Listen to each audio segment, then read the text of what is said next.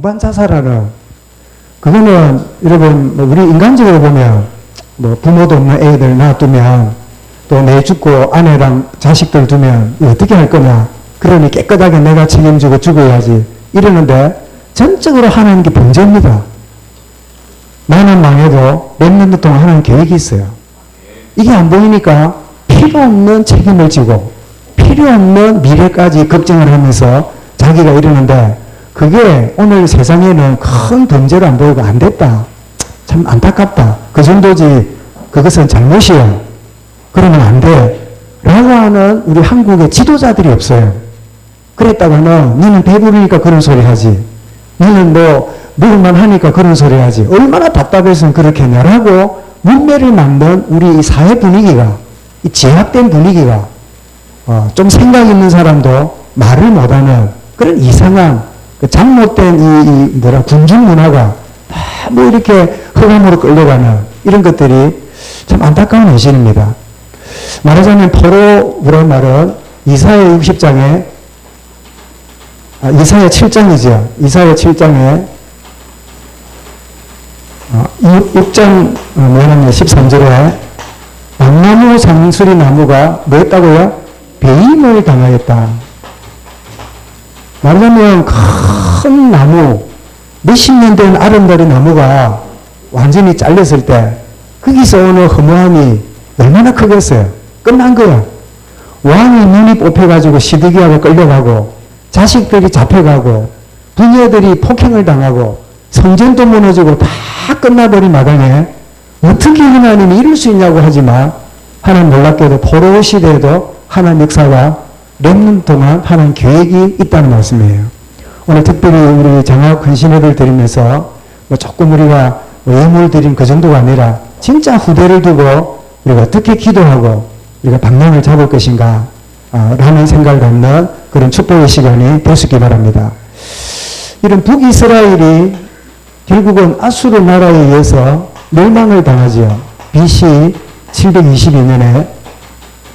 그랬는데 남쪽의 유다도 150년 후에 했던 BC 586년에 결국 남유다가 멸망을 당합니다.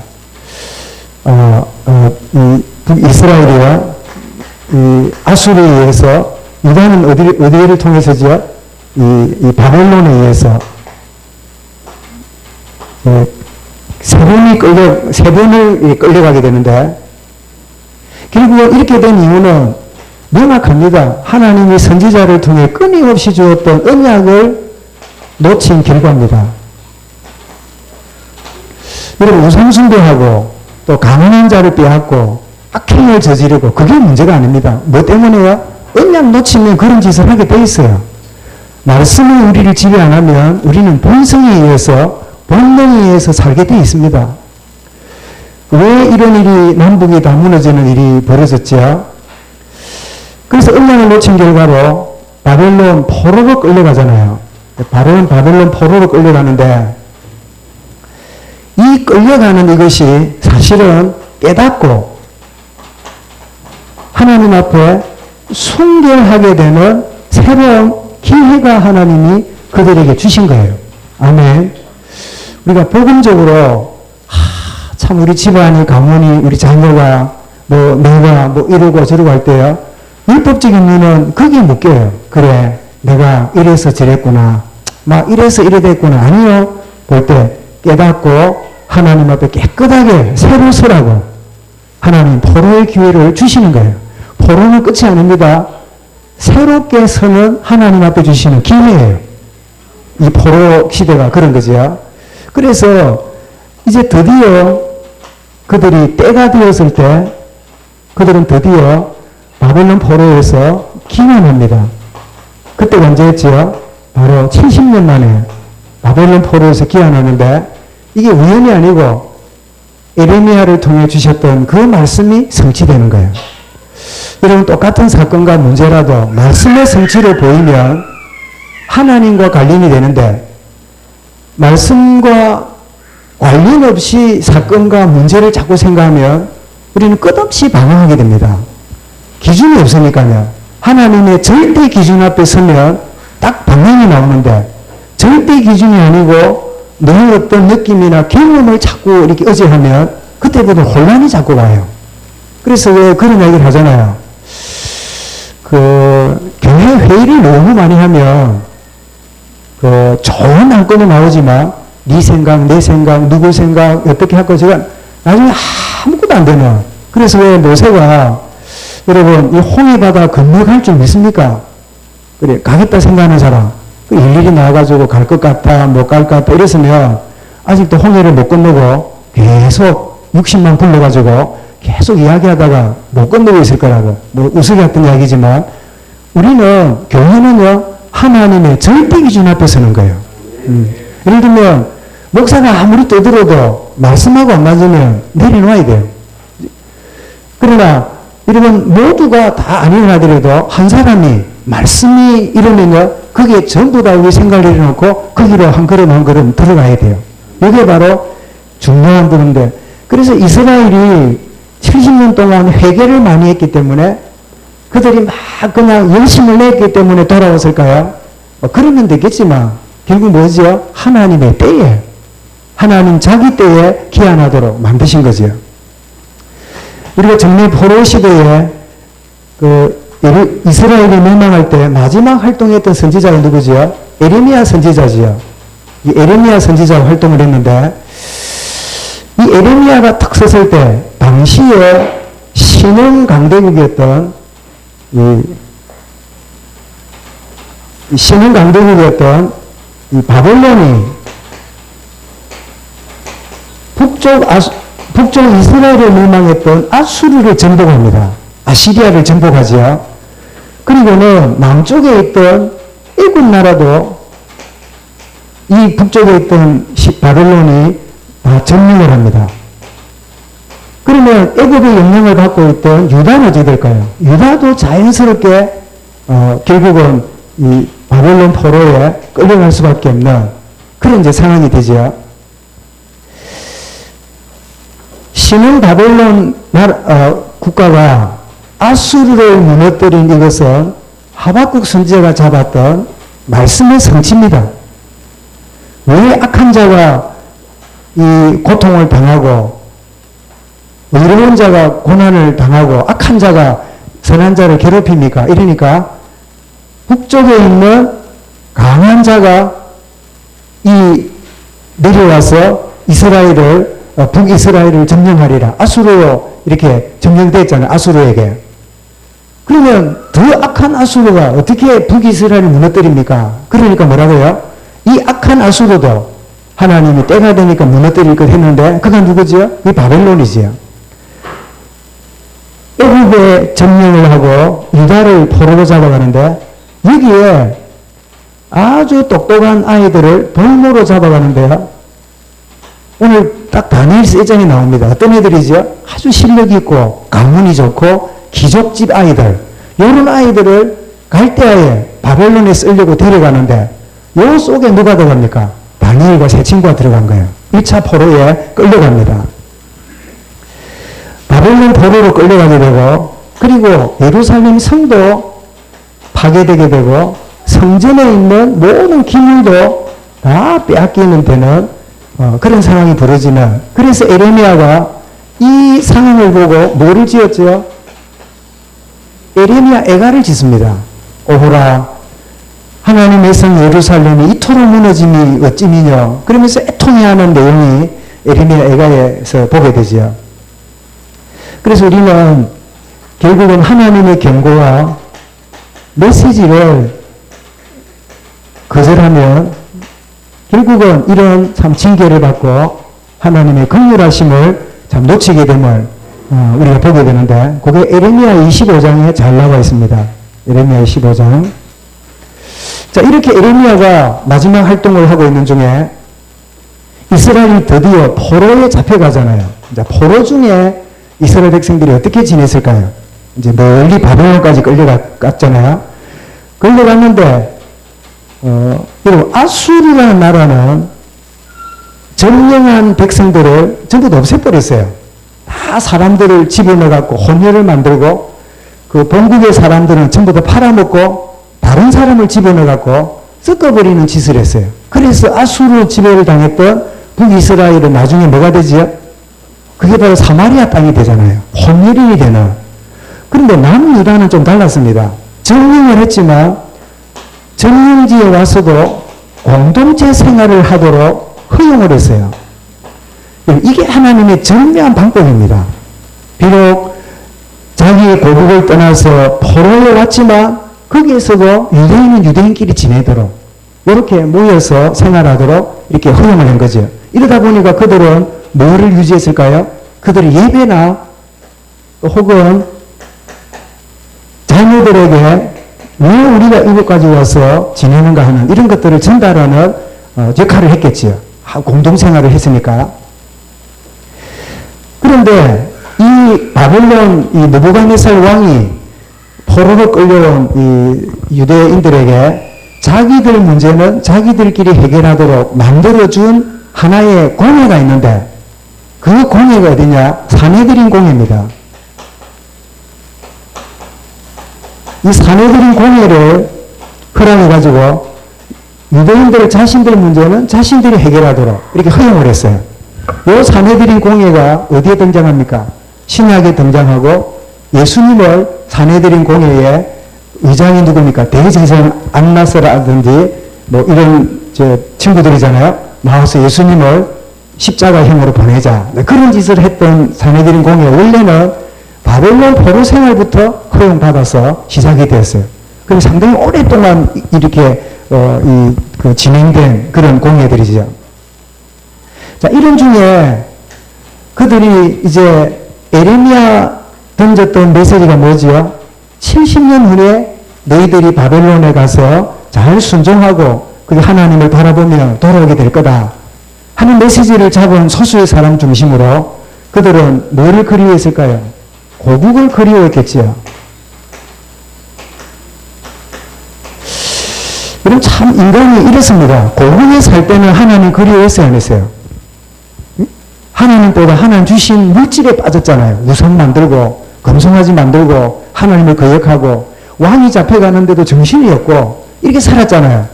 그런데 그 모든 걸 잃어버리고 나니 그 고국이 되겠죠. 너무 그리운 거예요. 이 고국이 그립다는 뭐죠? 잃어버린 하나님을 알고 하는 거예요. 이렇게 사람이 완악해요. 주면 거기에 빠지고 없으면 그걸 그리워하는 게 인간의 모습인데 어쨌든 그들은 고국을 그리워하면서 70년을 바벨론 포로 중에 있게 되는데 이때 그들은 뭐 했을까요? 자숙하는 기회가 됐겠죠. 우리가 왜 바벨론 포로까지 끌려왔는가 이런 거를. 그래서 우리는 고난이 복음 안에서 뭐가 있지요? 이유가 있구나. 여러분 시편 119편 67절에 뭐라고 했습니까? 고난 당하기 전에는 내가 거듭 행하였더니 내가 이제야 주의 윤례를 배우게 되었나이다. 71절에 뭐랬습니까? 한 걸음 더 나갑니다. 고난받는 것이 내게 유익이라. 고난받기 전에는 내가 잘못된 길을 갔는데 고난받기 전에는 잘못된 그 길을 가는 줄을 스스로도 몰라. 그런데 고난 때문에 내가 윗길로 왔구나 알게 되고 그것이 내게 뭐라고요? 내게 유익이라. 그래서 이스라엘 백성들이 바벨론 포로 중에 간 가운데는 하나님 주시는 고난 가운데 큰 유익을 얻고 정말 자숙하면서 하나님 앞에 준비되는 영적인 새로운 전환점이 되는. 그래서 가끔 여러분 왜 우리 성도들 가운데는 뭐 그런 분들 없고 앞으로 없기를 바랍니다만은 갑자기 막 중병을 앓거나 큰 사고를 당하거나 아니면 큰 어려움을 당해가지고 이렇게 막 나름대로 지내던 분이 갑자기 막 무너지고 이래 가지고 이렇게 찾아가 보면 대부분 어쩝니까? 대부분은요 굉장히 자신을 돌아봅니다. 참 내가 이렇게 지냈는데 내가 이런 계기에 하나님 앞에 새롭게 갱신하고 새로운 도전하고 새로운 자기를 돌아보는 굉장히 자숙의 기회예요. 어떻습니까? 바벨론 포로 생활은 그와 같은 거예요. 그래서 계속 선지자를 통해 메시지를 주고 끊임없는 말씀이 주어졌음에도 사람이 왜 아무리 맛있는 거 줘도 누구한테는 그 음식이 맛없어요. 아니 맛있는 음식이 있는데도 별 관심이 없을 때는 어떤 경우입니까? 배불렀을 때. 두 번째 뭐지요? 배가 아플 때. 있으면요, 그 음식이 뻔한데도 냄새가 싫어요. 말씀을 받는데 다른 데 배부르잖아요. 다른 게 가득 찼잖아요. 심지어 아이고 오늘 예배 왜 이리 넣노? 어떡 해야 될 건데 말씀 안 들어가요. 왜요? 다른 걸로 배불렀어요. 아이고 이 시간 저 시간 없어요. 다른 약속들이 훨씬 더 나한테 유익하다 생각해요. 그럴 때 그 배가 부르니까 뭐가 안 들어가요? 말씀이 안 들어가요. 그 다음에 배가 고파요. 배에 막 꼬르륵 소리가 나요. 그런데 어떤다고요? 병이 들어있으면 그 음식을 먹을 수가 없어요. 영적 상태도 똑같습니다. 다른 걸로 충만해 있거나 아니면 다른 것도 없는데도 내 영적 상태가 병들어 있으면 그 말씀이 내게 흡수가 안 되는 거지요. 그런데 이 고난 때문에 어떻습니까? 깨끗하게 영육간이 준비되는 그런 축복을 보게 되는데, 자, 이런 중에 하나님은 기성세대는 나무가 잘린 것 같은 이런 상황인데 하나님 렘넌트를 통해서 하나님 일을 하고 있음을 보게 됩니다. 그 대표적으로 누구지요? 바로 다니엘과 그리고 세 친구지요. 그럼 다니엘이 1차 포로로 끌려왔을 때 나이가 얼마인가를 제가 대충 계산해 보니까 16살이에요. 여러분 16살쯤 되면 참 어린 나이 아닙니까? 그지? 아직 키도 덜 큰. 똑똑할 수는 있지만 우리 지금 고등학교 한 1학년, 고등학교 1학년, 2학년 한 그 정도, 고1, 고2 정도니까 어리기 짝이 없잖아요. 그런 가운데 지금 다니엘과 세 친구가 또 끌려간 거예요. 이 세 친구가 끌려갔는데 부모 세대가 무너지고 앞선 세대가 감당하지 못하는 놀라운 일이 이 다니엘과 세 친구를 통해 일어나는데 무슨 일이 일어나죠? 여기에서 하나님의 살아계신 역사와 그리고 누가 섬기는 하나님이 정말 뛰어난 분이구나. 오히려 하나님 영광을 드러내는 일에 누가 쓰임받지요? 렘넌트가 쓰임받아요. 하나님 우리 후대를 통해서 하나님 역사하고 있고 하나님 영광이 드러남을 보게 하여 주옵소서. 우리가 막 잘 살았다 못 살았다 어떻게 지내지 상관없이 하나님은 포로 중에도 나무가 베인 중에도 새순이 돋아나는 요 새순이 바로 렘넌트잖아요. 렘넌트는 이런 나무를 자르면 뭐가 남지요? 이렇게 나이트처럼 나잖아요. 이 나무가 잘려 있잖아요. 근데 이번에 새싹이 하나 나서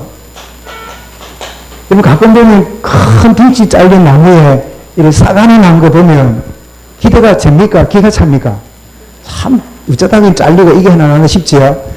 근데 이 큰 나무는 잘렸는데 이 한 순 하나가 누구였지요? 다니엘과 세 친구 같은 역할을 해나가는 거예요. 어떤 분이 그러더라고요. 교육학적으로.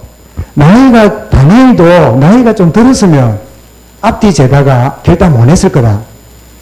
오히려 막 젊고 혈기 있으니까 죽으면 죽으리다 이랬을 거 아니겠냐. 웃으면서 얘기하는데 웃으면서 할 일이지 그 어리니까 그랬다고 말하면 굉장히 실례겠지요. 비록 어린 가운데 있었지만 하나님의 역사와 영광을 드러내는 이런 하나님의 계획을 다니엘과 세 친구를 돌보게 되고 두 번째 포로에 끌려갑니다. 자, 다니엘은 어느 왕 때요? 여호야긴 때 끌려갔잖아요. 그럼 두 번째 포로에 여호야긴인데 그때 두 번째 포로로 끌려가는데 그때는 누가 끌려갔냐니까 종교 지도자들을 데려갔어요. 거기에 누가 포함되냐니까 렘넌트 에스겔입니다. 이 에스겔이 두 번째 포로에 끌려가서 바벨론에 가서 5년을 지냈는데 이제는 30세가 되면 제사장 역할을 해야 되는데 성전이 어디 있습니까? 아무것도 없는데 포로에 끌려왔는데 그래서 너무 에스겔이 안타까움으로 이 주어진 현실 앞에 무릎을 기도하는 중에요. 하나님이 에스겔에게 이 렘넌트 에스겔에게 여러분 요엘서 2장에 뭐랬습니까? 너희 자녀들은 꿈을 꾸고 너희 젊은이들은 환상을 보고 그리고 뭐랬습니까? 너희 자녀들은 이상을 보리라. 사실은 순수 바꿔도 똑같은 말이에요. 비전이란 말을 설명을 달리했을 뿐이에요. 이 에스겔에게 환상이 보입니다.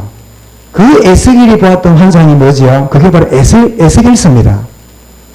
에스겔이 보았던 것 중에 인상 깊은 게 뭐지요? 어느 골짜기를 갔더니 골짜기에 뭐가 가득했어요?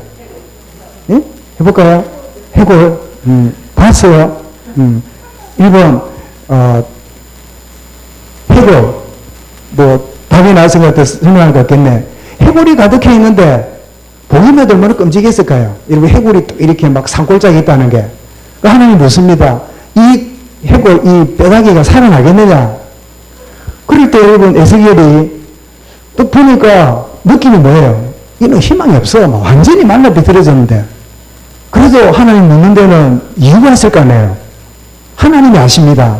여러분 답을 이래야 돼요. 안 됩니다가 아니고 나는 모르겠는데 하나님 아십니다. 우리 애를 보니까 우리 집을 보니까 내 사업을 보니까 집안을 보니까 안 될 것 같아. 그때 뭐라고요? 안 된다 하면 안 돼요. 하나님이 하십니다. 이게 우리가 나를 뛰어넘는 고백이에요. 그랬더니 말씀을 선포하라 했더니요. 주의 말씀을 대언하고 여호와께서 가라사대. 이러니까 그게 뼈가 붙고 가죽이 붙고 막 이러면서 나중에 뭐가 되죠? 군대가 툭 된 거예요. 여러분 그 말라 비틀어져 있던 뼈하고 군대하고 그래서 그런 영상이 있는지 모르겠는데 다음에 있으면 한번 찾아갖고 뭐 작품을 만들면 그런 게 나오면 되겠지요. 뼈가 막 다다다다 붙고 그 다음에 막 이래 군대 되고 이러면 막 그 시간이었지 모르겠는데 뭐 굉장히 흥미로울 것 같아요. 군대가 떡 서는데 이게 무슨 이야기입니까? 포로 중에 있는 기성세대의 모습이 뭐지요? 마른 뼈다귀 같아요. 소망이 없어. 변화가 안 돼. 여전히 머물러 있어요. 그런데 여호와의 말씀이 임하니까 어떤 일이 벌어져요? 여호와의 군대로 일어나는 거예요. 우리 한 일을 마무리하면서 제가 우리 교인들에게 7300운동 주역 이야기를 고백하잖아요. 그럼 저는 압니다. 7300운동 주역 뭐 말이 그렇지 뭐 아이고 내가 뭐 우리가 뭐 거의 90% 이상이 그런 말을 마지 못해서 목사가 하자니까 쫑글쫑글하고 따라하지. 그렇다. 이런 분은 내가 부심인지 모르겠는데 그런 있는 분은 20, 30%가 잘 안 될 것 같아. 좀 잘못됐으면 저를 용서해 주십시오. 왜냐? 우리의 그 상태를 누구보다 우리 자신이 잘 알아요. 무슨 7300운동, 우리가 뭐, 무슨 뭐, 그런. 그런데 우리가 그걸 붙잡은 거는 말씀 속에서, 그죠? 여러분, 나밖에 없습니다. 안 됩니다. 이제 전도 안 됩니다. 전부 다 반대합니다. 나보고 이단이라 합니다. 우리는 더 이상 안 됩니다. 모든 사람들이 요구합니다. 나밖에 없습니다. 그럴 때 엘리야에게 하나님 뭐라고요?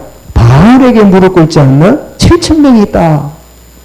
이게 엘리야를 넘는 하나님 방법이잖아요. 그래서 이거는 제가 만든 단어도 아니고 우리 수준에 맞춘 것도 아니에요. 어쩌면 뭔 이야기일지 몰라도 하나님의 주신 언약이다. 그래 7,000 바알에게 무릎 꿇지 않는단 말은 둘 중에 하나입니다. 하나는 이방 삼방 소리 들어도 복음에만 반응한 사람 있다.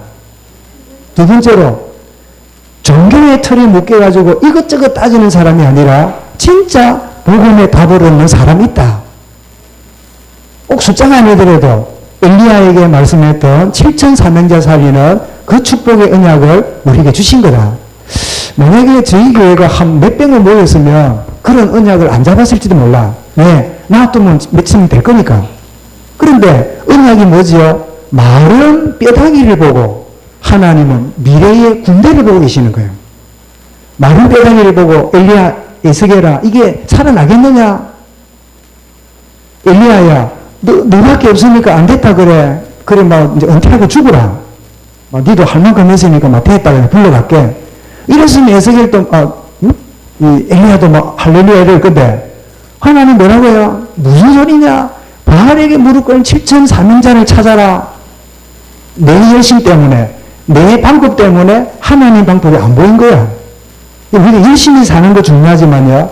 하나님 하는 걸 못 보도록 열심히 살면 내 열심히 하나님 일을 방해하는 거예요. 내가 머리가 좋아야 되지만 머리 좋은 것이 하나님의 역사를 막는다면 머리 좋은 게 결코 축복이 아닙니다. 그래서 가끔 보면 정규 학교 과정을 잘 겪은 사람이 어느 분야에 서밋이 나오기도 하지만요. 대부분 보면 거의 정규 과정이나 이런 과정이 없는 중에요. 남들이 모르는 뛰어난 서밋으로 서는 경우가 그 어떤 게 있냐니까 일반적으로는 불리하지만 다른 쪽으로 볼 때는요. 남에게 타치 안 받는 탁월한 어떤 거를 딱 개발하는 좋은 조건이 있는 거예요. 여러분 중에 나는 배운 게 없어. 아니요. 배운 게 없다는 말은 창의성이 있다는 뜻입니다. 하고 나는 가진 게 없어서. 가지고 있으면 이것저것 된다고 아무것도 안 돼요. 없기 때문에 여러분 막 얼마든지 마음껏 할 수 있는 거 걸릴 게 해봐야 뭐 더 이상 이럴 게 없어. 넘어진 자는 넘어질 거 염려한다 아닙니까? 그 막 조금 있으니까 조심하지. 에릭이 막 베리몽 이런 거 돌아다니면 누가 뭘 할 겁니까? 진짜로 에스겔에게 주셨던 마른 뼈다귀가 군대로 되는 7,000이 운동. 그리고 이제 원래 이거는 그 11기에 7,000이 나오고 사실은 기도원 자사기에서 300이 나왔잖아요. 그 300 용사 이러는데 결과적으로는 용사지만은 왜 300을 같이 붙잡았냐? 이런 300명을 하나님이 선별하는 방법이 뭐였지요? 원래는 몇 명이 몰려왔습니까? 몇 명이 몰려왔지요? 몇 명이 그 기도원 군대에 몰려왔잖아요. 예? 한 명. 우리는 오직 그리스도인은 모른다. 그러니까, 야, 지금 모였네. 뭐 2, 3명 모였으니까, 지금 그래도 기도원이 힘났을 거 아니에요. 그럼 하나님 뭐라고 하시냐? 너무 많다. 줄여야 된다. 그래가지고 내과에 가서 물을 먹는데, 물을 다 먹는데, 대부분은요, 물에 쳐갖고 먹는데요. 물에 쳐갖고 먹는 사람, 또 보니까 몇몇 사람은요, 손을 물을 떠가지고 좌우를 살피는 사람, 이러고 앉았네. 그러니까 가만히 보니까 누가 용감해요? 일본 물에 쳐갖고 먹는 사람, 물 떠가 좌우를 살피는 사람. 누가 용감하고 누가 비겁증입니까? 예? 아니, 그냥 느낌 말고 있는 그대로. 물 떠가고 좌우를 살피는 사람이 꽤나 많은 것 같지만 그게 많단 말이에요. 그죠? 근데 물 쳐갖고 먹는 그게 용감하잖아요. 그런데 용감하면 다 보내고 겁쟁이 남겼는데 몇 명이에요? 300이라. 우리가 여러분 용감한 사람 닮았습니까? 겁쟁이 닮았습니까? 말을 하지 말고. 왜 여러분 7,000이라고 붙잡고 300 붙잡은 줄 압니까? 말이 여러분 뭐 7,300자고 용사지. 사실은요, 진짜 마른 뼈 같은 아무도 없다고 생각되는 그 현장에 하나님이 하시겠다는 겁니까? 그리고 300이 용사입니까? 용사가 아닙니다. 비겁쟁이들이에요. 그래, 다 보내고 또 보니까 겁 많은 300명만 또 입려갖고요. 하는데, 나머지는 나 옷에 물이 젖었는데, 요것들은 옷에 물도 안 묻었어. 얼마나 재치 있는지 탁 먹고 딱 서가 있는데, 보니까 눈에 겁이 꽉 차 있는데, 요것들 남겨놓고 다 가라네. 그때 여러분 기도원 기가 찹니다. 기가 차. 하나님 차압을 합니다. 이게 뭡니까 지금? 하나님 이럴 수 있습니까? 이러면 나를 보고 주변을 보세요. 와, 대단하다. 와, 저런 사람이 있으면 될 것 같다. 저는 저를 볼 때마다 이래가 되겠나? 참 이래가지고 내가 하나님한테 그림돌이는 안 돼야지. 그런 생각을 늘 하잖아요. 그런데 제가 하는 건 뭐죠? 그래, 겁쟁이를 하나님이 기드온 군대에 용사로 만들어서 그 적군들을 물리치는, 미디안을 물리치는 하나님의 시대의 주역으로 만들었는데, 고린도서 1장에 딱 보면 뭐라고요? 형제들아, 우리의 부르심을 보라. 권세 있는 자도, 문봉 좋은 자도, 뛰어난 자도 없는 약한 자를 들어 강한 자를 부끄럽게 하시는 하나님의 계획이다. 우리가 말씀을 붙잡게 되면요, 내 생각이 사라지고 구속한 주만 보인단 말이 뭐지요? 말씀만 오롯이 남는 거예요. 이런 말씀 붙잡기를 바랍니다. 이런 말씀 놓치면 우리는 모르게 우리 생각에 자꾸 묶이게 돼요. 이런 생각에 묶이면 불신앙이 간다 그랬지요. 모든 생각을 말씀으로 여러분 가져오기 바랍니다. 이 에스겔에게 이런 환상을 주면서 정말 이스라엘에 뭐를 주고 있지요? 미래를 주고 있잖아요. 이런 우리 후배들 렘넌트들은 우리의 미래입니다. 이래가 되겠나? 아니에요. 하나님이 우리의 후대들에게 미래를 준비하고 하는 역사하심을 볼 수 있기를 바랍니다. 그리고 이 포로 중에 렘넌트를 통한 하나님 역사 중에 뺄 수 없는 한 인물이 있어요. 누굴까요? 여자예요. 에스더지요. 에스더. 이 에스더가 누굽니까? 바벨론 포로에 잡혀갔다가 그의 사촌오빠였던 모르드게가 이 에스더가 부모님이 포로에 끌려와서 죽었는 건지 아니면 부모님은 고국에 있고 따라왔는지 몰라도 에스더는 부모님이 없어요. 사촌오빠 한 명만 있어. 모르드게. 근데 이 사촌오빠가 부모가 없는 에스더, 고아인 에스더를 영적으로 돌보는데요. 어떻게 하지요? 네가 준비하고 있고 네가 왕비가 되어도 네 유대인이라는 말을 하지 말라. 왜 그랬는지를 우리는 잘 몰라요. 성경에 있는 그대로니까. 그런데 에스더가 나중에 왕비가 되고 유대 민족이 하만 때문에 큰 죽음을 당하는 일이 벌어졌잖아요. 그때 에스더가 무슨 요청을 받습니까? 에스더야, 나라 위기가 왔으니까 이 민족 건지는 일은 네가 가서 해결해야 될 것 같다. 그때 에스더가 뭐라 그러죠? 말합니다. 안 됩니다. 왕이 부르지 않는데 나가면 죽습니다. 저 죽는 건 괜찮은데 그러면 개죽음 아닙니까? 그때 모르드게가 그래 맞네. 우리 기도하자. 물러와야 될 텐데. 여러분 언약의 사람은 때로는 담대합니다. 에스더야, 네가 이때를 위해서 하나님이 왕비를 만드는 거 모르느냐? 만약에 네가 침묵하면 하나님은 다른 데를 통해서 일을 하실 거고 그때 이랍니다. 너는 그때 책임을 지리를 안 하고요. 우리가 이랍니다. 에스더의 결단은 모르드게와 관련이 되어 있어요. 우리 후대의 응답은 우리와 관련되어 있습니다. 그래서 사단은요, 우리 자녀들이 안 되고 이런 것들을 보면서 자꾸 우리 낙심하게 만들고 자꾸 기도해도 소용없다는 연관이 되어 있잖아요. 쏘으면 안 돼요. 에스더가 그때 딱 그 이야기를 들을 때요, 뭐 우리 에스더를 데려와서 이렇게 감정을 들을 수는 없는데 장애 에스더 말고 이거 진짜 에스더만 에스더 할 수는 없지만은 물어보면 아마 그래 말할 것 같아요. 그 이야기를 딱 듣는 순간에 내가 전기 충전을 받은 것 같습니다. 내가 천둥 벼락 같은 소리를 들은 것 같습니다. 그랬을 것 같아요. 그때는 오빠 이야기가 아니라 이거는 하나님 말씀이라. 그때 에스더가 뭐라고요? 예, 3일간 금식과 기도하겠습니다. 그러면서 뭐라고요? 내가 죽으면 죽으리다. 내가 진짜 5일 이하에 죽는다면 한 번 사는 생에 이렇게 죽다가 하면 얼마나 축복된 일이에요. 그러고 보면 다니엘의 세 친구나 에스겔, 에스더가요, 렘넌트들인데 이들은 진짜 중요한 일에 생명건 렘넌트들이었어요. 진짜 소중한 일에 자기의 생을 거는 이런 가운데 역사가 일어나는데 여기에 기록이 어디 남겼지요? 에스더서에 남겨있잖아요. 그래서 다니엘서, 에스겔서, 에스더서 포로 중에 하나님 역사고 렘넌트 통한 하나님 역사구나. 우리 또 다음 주가 되면 이제 포로 후에 돌아옵니다. 돌아올 때 어떻게 역사했는가를 보게 되겠는데요. 이게 소리는 하나님은 누구를 통해서요? 이 후대를 통해서 하나님 역사하시는데, 근데 우리는 나는 경험한 이야기지만 경험한 이야기를 자녀들에게 말해줄 때 한 번 말하면 흥미롭게 듣는데요. 자꾸 말하면 잔소리를 듣습니다. 특히 믿는 집 아이들에게는 맞는 말이라도 자꾸 이렇게 강요하면 굉장히 식상해하고 마음을 닫습니다. 그래서 이런 부모 세대는 뭐를 건넜지요?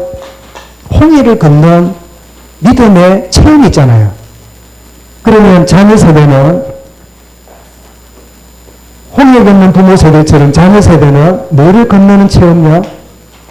주님, 요단강 건너는 체험이 있게 해주옵소서. 이름 갖고 안 돼요. 설명 갖고 안 돼요. 억지로 해서는 안 돼요. 나를 홍해를 건너는 하나님 역사를 본 것처럼 우리 렘넌트 후대들이 요단강 건너는 하나님의 축복과 은혜를 체험하게 해주옵소서. 그걸 위해서 이런 수련회라든지 무슨 세미나라든지 합숙훈련 그런 거 체험하는 좋은 계기가 돼요. 그래서 억지로 갈 건 아닌데요. 그럼 여러분들이 1년에 한 번쯤은 본인이나 우리 렘넌트들도 딱 여러분 휴가라든지 이런 것도 스케줄 잡아서 진짜 여러분들 부모들이 경험한 홍해를 자녀인 나이가 요단강 건너는 실제 역사를 보기 원합니다. 시간상 말씀 다 못 드리지만 제가 그럴 때 안 합니까? 사대쯤 있는 가정에 자랐긴 했고 주일학 교사도 하고 찬양대도 하고 이랬는데 저는 거듭나지 못한 좋은 교인이라 많이 볼 때는 막 목사님 순종도 하고 막 뭐든지 우리 진생 없으면 교회가 안 된다 하고 난 그게 믿음 좋은 줄 알았어요. 그러다가 제가 그 SFC 그 학생 신앙 운동 한 3,000명이 저 부산에 있는 사상교회라고 그때 고시내에서 그 교회가 제일 컸어요. 거기 이제에서 중고등부가 3,000명이 모였는데 거기에 우리 그 전도사님이 우리 담당 전도사님이 그 연합회 임원이라 근데 연합회 임원 학생 중에 그 연합회 임원인 자기 교회에 한 사람도 안 가면 자기 쪽팔리잖아요. 그리고 묻도 안 하고 3명을 등록을 해놨대. 누구냐니까 목사들, 그 다음에 집사들, 그 다음에 무사들. 무사란 말은 직분이 없다는 뜻입니다. 그 3명을 등록했대. 그리고 어쩌면 억지로 갔잖아요. 3명 끌려갔어요. 갔더니 이틀 지나니까 목사들 가고, 3일 지나니까 무사들 가고, 마지막 목요일 보니까 불쌍한 집사들만 남았어. 그러면 가고 싶은데 몇 가지 이유 때문에 못 가. 첫 번째, 갈 차비가 없어. 믿음 좋지. 뭐, 그냥 따라 붙어가지고. 차비가 있나? 두 번째로, 차비가 있으면 집을 어디 가야 될지 몰라. 저는 동네 살았고, 이 사상이, 사상이잖아요. 요즘은 구둑터널이 있는데, 옛날에는 서면으로 돌아가지고, 이렇게 다니고, 구둑터널이 아니고 망덕터널이네. 이제 망덕터널이 있어서, 동네에서 사상 넘어오잖아요. 옛날에는 구둑터널도 없어갖고, 저 하단으로 돌아다녔어요. 부산이 터널이 없을 땐 그래 돌아다녔다니까. 우리 진해도 그렇네. 터널 없으면 바깥에 못 나가잖아요. 그리고 뭐 돈도 없지, 갈 길도 모르지. 그리고 또 제일 중요한 한 가지는 전도사 체면에. 매맞에 가면 전도사가, 우리 전도사님 체면이 말이 할 것 같아. 자기가 이 지역의 임원인데, 누구 교회 학생 아무도 없네. 이러고, 나라도 해서 늘 그런 거 볼 때마다 크게 인사, 전도사님, 네, 있습니다. 이러고. 아니라도 있네, 고맙다. 그런데 목요일 됐더니 금요일날 오전 되면 집에 갔는데, 목요일 저녁이 무슨 시간이냐? 내 인생 최대 실수라. 철학기도 한대. 우리, 너가 철학기도 봤나? 와도 잤지, 뭐 해본 적 없죠, 그죠? 이야, 아니, 그냥 뭐, 졸리면 자야 될 거 아닙니까? 찬송 하나 부르고, 일어나서 손 들고 통성기 잠도 못 자. 완전히 찬송과 기도에 놓여라. 와, 일어났다 막 앉아라, 막 앉고 막 주야 부르고 막. 이야, 정말 나는 막, 정말 내가 빨리 도망가는 건데 괜히 체면 때문에 내가 남아가고 이런 곤욕을 주님 살아계시다면 이런 고난의 때를 물러가게 달라고 막 그런 기도가 나올 만큼. 근데 웬일입니까? 그날 밤에 우리 부모님이 체험했던 홍해의 주인공 되신 주님이 제 인생을 방문하셨어요. 제게 요단강이 체험되는 축복을 제게 주셨어요. 그러고 나서 부모님이 교회 가자 뭐 하자 저한테 말할 거 없어요. 왜요? 부모님이 만났던 그 은혜를 내가 체험했거든. 엊그제만까지는 해도 목사님이 그때 좀 이렇게 연세가 많은 분이 돼갖고 이 설교를 하면 앞뒤 문장이 안 맞아. 했습니다 해야 됩니다. 했었습니다. 이러고 무슨 말인가? 하여튼 좀 이 글이 좀 어두운 분 은혜 받아가 목사님 된 분인데 이해하고 들으면 되는데 공부하는 우리 입장에서는 그러니까 말투 자체가 잘 안 들어와요. 근데 웬일입니까? 내가 호단강을 경험하고 나서 그 다음 가니까요. 그 말씀이 송이꿀처럼 단설되라. 그분은 그대로인데 내가 변한 거예요. 홍해 체험한 우리 세대가 다음 세대 우리 후대들이 요단강 체험하는 축복의 시간표가 있게 하여 주옵소서.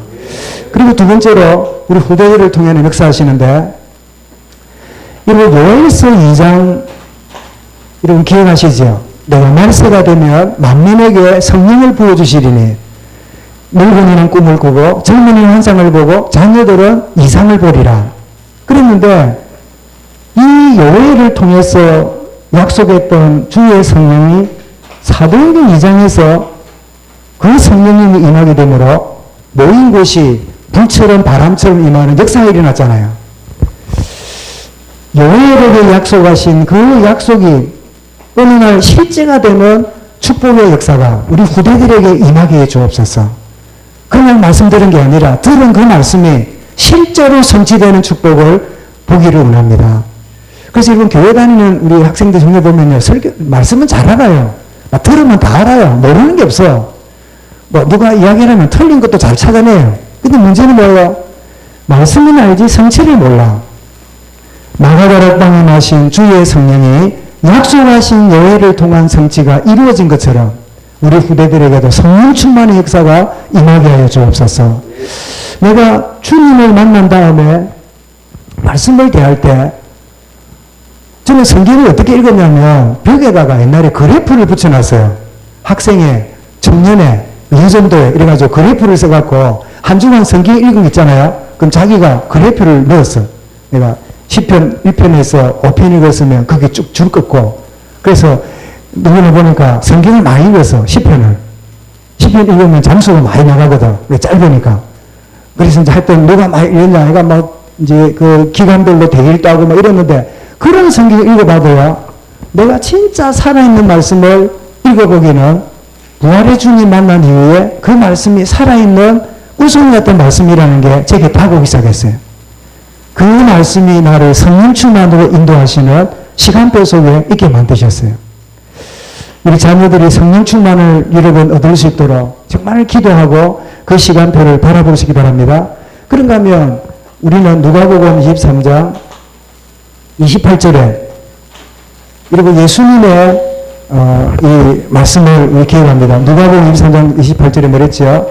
예루살렘의 딸들아 나를 위해 울지 말고 너희 자녀들을 위해 울라. 여러분 이 말은 무슨 말입니까? 우리는 후대를 위한 영적인 배경, 기도의 배경이 내 남은 생애에 우리 렘넌트와 후대와 자녀들의 기도와 영적 배경이 되기 원합니다. 내 남은 인생에 이유가 있다면 이런 배경, 이런 발판이 되는 이런 축복을 누리게 해주옵소서. 여러분 다니엘이 이 똑똑한 아이들을 1차 포로로 잡아갔댔잖아요. 그러면 이 다니엘과 세 친구의 부모는 어디에 있을까요? 유대 땅에 있었겠지요. 그러면 이 아이들이 막 사자굴, 풍호불 막 이런 사건이 있는 상황 속에 부모들은 고국에서 뭐 하고 있을까요? 우리 부모 품을 떠난 그 어린 것들이 겨우 이제 청소년기에 들어가 있는 사춘기에 있는 그 아이들이 부모도 없고 친구도 없는 그 외로운 그 이국 만리에 가서 그들을 두고 뭐 했을까요? 나는 기도의 배경이 됐다 생각해요. 성경에는 전혀 다니엘의 부모가 뭐 했는지 무슨 기도했는지 우리 모릅니다. 그러나 저는 천국 가면 그분을 만날 거라 생각해요. 그때 뭐 하셨습니까? 그걸 물으면 우리가 똑같겠지요. 억장이 무너졌습니다. 성전도 무너지고 집에 사람들이 무너지는 가운데 집에 있는 아이들을 끌고 가는데 따라갈 수도 없고 끌려가는 아이들의 미래를 두고 얼마나 여러분 비극적이고 잠을 못 잤을까요? 그런데 잠을 못 자는 감정을 뛰어넘고 무슨 배경으로요? 살았느니 죽었느니 모르지만 이 자녀들의 미래와 앞날을 하나님의 선한 길로 인도하실 줄 믿습니다. 그래서 이번 다니엘은 나중에 거의 90세까지 살면서 4명, 5명의 바벨론 왕을 맞아들이면서 총리로 지내는데 다니엘에게 하나님은 결정적인 응답을 주시는데 유다를 무너뜨렸던 이 바벨론이 새로운 왕조가 일어나서 바벨론을 무너뜨립니다. 그 바벨론을 무너뜨렸던 새로운 왕조가 이스라엘을 바벨론 포로에서 돌아가라고 명령 내리는데 그때 다니엘이 살아있었어요. 이런 포로로 끌려갔던 다니엘이 자기가 죽기 전에 고국으로 돌아가는 자기 백성들을 볼 때 이 다니엘이 경험한 그 경험을 얼마나 놀랍고 감사했을까요? 이런 우리 세대보다 우리 자녀들이 우리가 붙잡은 언약이 성취됨을 보는 우리 후대가 될 줄 믿으시기 바랍니다. 그럼 왜 안 따라왔냐? 그건 나중에 좀 다루게 될 거예요. 사실 에스더도 시기적으로 보면 언제 끌려왔는지는 몰라도 바벨론 포로에서 고국으로 돌아갔는데 다 돌아갔는데 일부가 남았어요. 일부가 남은 중에 에스더 사건이 벌어진 거예요. 유대인들은 다 고국 돌아가서 성전 건축하고 이런 일이 벌어졌는데 일부는 남아있어요. 왜 남아있을까요? 그 다음에 그래요. 왜 남아있었는지. 이건 우리 문제이기도 합니다. 뭐 쉽게 말하면 포로로 갔지만 자리 잡았으니까 있을만 하잖아. 사명보다 안주하고 싶잖아. 어려운 가운데 가서 개척하는 것보다 여기가 좋잖아. 그러니 이 큰 사건을 주어서 이스라엘 백성 마음속에 우리가 있어야 될 때가 여기가 아니구나. 우리가 있어야 될 자리가 이 자리가 아니구나. 그거를 깨닫게 만드는 사건이 바로 에스더 사건이에요. 성경을 잘 봐야 돼. 역사를 관점을 보면요. 아이고 이스라엘 백성을 구해줬네. 그 정도가 아니라 있어야 될 자리에 있지 못함으로 겪게 되는 하나의 사건이 에스더서 사건이구나. 어쨌든 오늘 우리 렘넌트 우리 장례 신배를 드리면서 정말 이 이스라엘이 그 나무가 잘리듯이 무너졌지만 하나님이 렘넌트를 통한 역사를 일으켜 가신 이 축복을 누리는데 이제는 자연스럽게 보니까 237, 237 이러니까 여러분 어떻습니까? 익숙합니까? 어색합니까? 어색해. 237이 뭔고? 이런 사람도 있을 거야. 지금 하여튼 우리 등록된 나라가 237개 나라랍니다. 그 나라 살리는. 근데 우리가 237이라 생각하는 거하고 우리 다음 세대가 237 하는 거하고는 너무 다릅니다. 우리 때는 전부 다 한국 사람이 학교 다녔잖아. 선생님도 전부 다 한국 사람. 병원 가도 한국 사람. 근데 우리 후대들은요, 다릅니다. 선생님 중에 검은 분도 올 거고, 색깔이 다른 분도 올 거고, 병원에 갔더니 흑인 간호사도 올 거고, 막 그런 시대에 막 더불어 사는 시대가 우리 다음 세대입니다. 그리고 말씀드리잖아요. 우리 지금 뭐 20대, 30대는 잘 몰라도 지금 10대 뭐 밑으로 친구들은 거의 10명 결혼하면 10명 중에 2, 3명은 다문화 결혼할걸요? 뭐 우리 언니나 우리 노아는 뭐 다른 색깔을 가진 뭐 이태리 여자를 만난다든지 이디오피아 여자를 만난다든지 이렇게 해서 학교 다니다가 대학 다니다가 자연스럽게 비전이 맞고 사명이 맞으니까 결혼해서 이럴 때 우리 박연내에는 마음을 넓혀놔야 돼. 절대 안 된다면서 검은 건 안 된다. 하얀 일은 몰라도 그런 소리 하면 안 돼. 다문화 기도했잖아. 237을 살리도록. 그래 놓고 우리 애가 237하고 관련되면 니는 안 된다. 그러면 또 어찌 됩니까? 포로로 가야 돼. 안 바뀌어요, 안 바뀌어요. 포로로 가야 돼. 그 가수도 막 하나님이 70년 동안 막 그냥 바꿔놓고 그래 렘넌트로 역사하시는 이런 일이 벌어지잖아요. 그 나중에 우리 계속 역사를 보겠습니다만은 바벨론 포로 돌아오고 말라기 시대가 지나 400년 동안 신구약 중간 시대가 오고 그런 와중에 그토록 포로를 당하고 나라 없는 수름을 당하고 어림 당했는데도 그들이 갖고 있는 틀은 여전히 예수님 오실 때 예수님이 어떻게 해요? 율법의 기준을 십자가 죽여버리는 끊임없는 여러분 이 틀을 갖고 있는 이런 부분들이 우리에게 주는 메시지이기도 합니다. 오늘 장례 신뢰를 드리면서 어떤 우리 시대의 상황과 이건 가운데 있을지라도 하나님 후대를 통한 놀라운 계획과 역사가 있다 하는 사실을 붙잡고 이런 승리하시기를 바랍니다. 우리 강단 메시지 목록 혹시 뒤에 하나씩 가지셨나요? 보시고는 한번 점검하고 이렇게 확인해보고 저도 어제 저녁에 정리를 쭉 해보면서 하나님이 꼭 필요한 말씀으로 우리와 함께 하셨고 또 새해를 준비하는 과정이다 얘기했는데 최고의 응답이 또 새로움에 있기를 주의 이름으로 축원합니다. 감사합니다. 주님. 포로로 잡혀가는 기성세대는 실패고 좌절이고 소망이 없어 보이지만 그러나 하나님은 쉬지 않고 일하셨고 렘넌트 통하여 놀라운 일을 이루셨음을 일깨워 주신 것 감사합니다. 우리 장로님 신예배가 단순히 예배로 끝나지 않고 정말 후대의 기도와 영적 배경이 되기로 작정하며 우리 미래에 인도하시는 하나님의 놀라운 계획을 렘넌트를 통하여 보게 되는 비전을 붙잡는 시간이 되게 하여 주옵소서. 이에 참여하고 기도하는 모든 부모 세대와 우리 모든 성도들에게 넘치는 복으로 함께하여 주옵소서. 주 예수 그리스도 이름으로 기도드리옵나이다. 아멘.